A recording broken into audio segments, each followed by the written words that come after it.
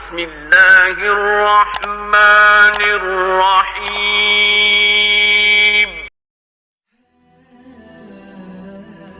یس Urdu voice کے ناظرین السلام علیکم۔ کہا جاتا ہے کہ کسی علاقے میں قحط سالی پیدا ہو گئی۔ اس قحط سالی کی لپیٹ میں نہ صرف انسان بلکہ چرند و پرند سب اس کا شکار ہو گئے۔ مویشی مالکان بے حد پریشان تھے۔ اس دوران ایک مسجد کے مولوی نے جمعہ کے خطبہ میں نہایت یقین کے ساتھ یہ بات بتائی کہ اللہ کا نام لے کر یعنی بسم اللہ پڑھ کر دریا کو حکم دیا جائے تو وہ بھی نافرمانی نہیں کرتا۔ خطبہ سننے والوں میں ایک چرواہا بھی موجود تھا۔ مولوی کی یہ بات اس کے دل میں اتر گئی اور اس بات پر اس کا یقین کامل ہو گیا۔ اس نے واپس آ کر اپنی بکریاں کھولیں اور سیدھا دریا پر چلا گیا۔ اونچی آواز سے بسم اللہ الرحمن الرحیم پڑھ کر دریا کو کہا وہ اپنی بکریاں چروانے کے لیے دوسرے پار جانا چاہتا ہے، اور اس نے کہا کہ مجھے اپنے اوپر سے گزرنے دے۔ یہ کہہ کر اس نے اپنی بکریوں کو لیا اور دریا پر چلتا ہوا دریا پار کر گیا۔ دریا کے دوسری طرف علاقہ گھاس سے بھرا ہوا تھا۔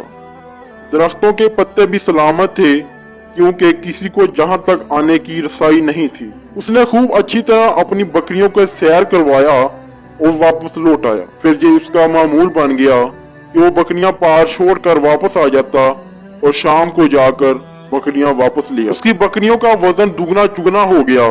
لوگ چونک گئے اور اس سے پوچھا کہ وہ اپنی بکریوں کو کیا کھلاتا ہے۔ وہ سیدھا سادہ اور صاف دل نوجوان تھا۔ اس نے صاف صاف بات بتا دی کہ جناب میں تو بسم اللہ الرحمن الرحیم پڑھ کر دریا پر چل کر اپنی بکریاں دوسری طرف چروانے لے جاتا ہوں۔ بات سب نے سنی مگر کسی نے اس کا چرواہے کی بات پر یقین نہیں کیا کیونکہ یہ ناقابل یقین بات تھی۔ مگر بات ہوتے ہوتے مولوی صاحب کے پاس پہنچ گئی۔ مولوی صاحب نے اس چرواہے کو بلایا اور سارا ماجرا پوچھا۔ اس چرواہے نے مولوی صاحب کو ہی حوالہ بنا لیا کہ مولوی صاحب میں تو آپ کا شکریہ ادا کرنے والا تھا۔ آپ نے جمعہ کے خطبے میں جو نقصہ بتایا تھا کہ بسم اللہ کہہ کر دریا کو بھی حکم دو تو وہ بھی انکار نہیں کرتا، تو میں تو بس آپ کے نقصے پر عمل کرتا ہوں۔ مولوی صاحب حیران اس کے چہرے کو دیکھتے رہے۔ مولوی صاحب نے کہا بھائی صاحب ایسی باتیں تو ہم ہر جمعہ میں کرتے ہیں، فقط اس کا مقصد لوگوں کا ایمان بنانا ہوتا ہے۔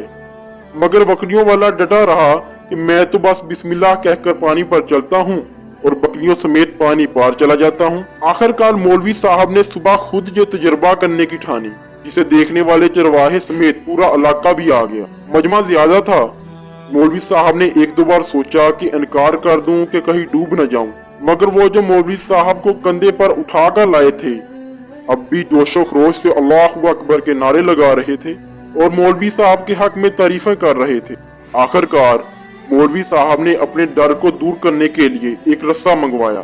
پہلے اسے ایک درخت کے ساتھ باندھا، پھر اپنی کمر کے ساتھ باندھ کر ڈرتے ڈرتے ڈھیلا ڈھالا بسم اللہ پڑھا اور دریا پر چلنا شروع ہو گئے۔ مگر پہلا پاؤں رکھا تھا کہ پانی میں مولوی صاحب ڈبکیاں کھانے لگے اور پانی کے بہاؤ میں بہنا شروع ہو گئے۔ لوگوں نے کھینچ کھینچ کر باہر نکالا۔ مولوی صاحب کی اس حرکت نے چرواہے کو پریشان کر دیا کہ مولوی صاحب کی بسم اللہ کو یہ کیا ہو گیا ہے، کیونکہ اس کا تو یہ روز کا معمول تھا۔ اس کے اس یقین میں کوئی فرق نہ آیا۔ اس نے بسم اللہ کہہ کر بکریوں کو پانی کی طرف اشارہ کیا اور خود ان کے پیچھے چلتا ہوا پار چھوڑ کر واپس بھی آ گیا۔ لوگ اسے ولی اللہ سمجھ رہے تھے اور اس کے حق میں نعرے لگا رہے تھے، مگر وہ سب سے بے نیاز سیدھا سادہ انسان تھا۔ وہ مولوی صاحب کے پاس پہنچا اور کہنے لگا مولوی صاحب میں آپ کی بسم اللہ کی تعریف سے کافی پریشان تھا، مگر پانی پر چلتے ہوئے مجھے آپ کی بسم اللہ کی بیماری کا پتہ چل گیا۔ چرواہے نے درخت سے بندھی رسی کی طرف اشارہ کیا اور کہا مولوی صاحب یہ ہے آپ کی بسم اللہ کی بیماری۔ آپ کی بسم اللہ کی برکت کو یہ رسہ کھا گیا۔ آپ کو اللہ اور بسم اللہ سے زیادہ اس رسے پر بھروسہ تھا، لہذا اللہ نے بھی آپ کو رسی کے حوالے کر دیا اور کہنے لگا مولوی صاحب آپ بھی تو کمال کرتے ہو، میں نے آپ کے منہ سے سنا اور یقین کر لیا اور میرے اللہ نے میرے یقین کی لاج بھی رکھ لی، مگر آپ نے اللہ کا کلام سنا मगर यकीन नहीं किया, लिहाजा आपको अल्लाह ने रुसवा कर दिया।